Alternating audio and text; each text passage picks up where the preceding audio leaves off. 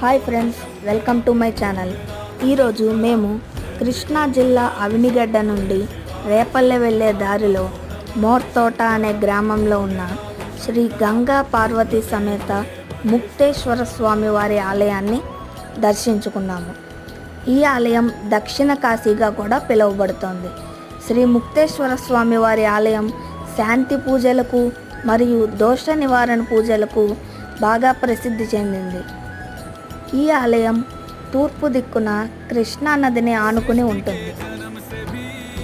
కార్తీక మాసం నెల రోజులు ఇక్కడ విశేషమైన పూజలు జరుగుతాయి.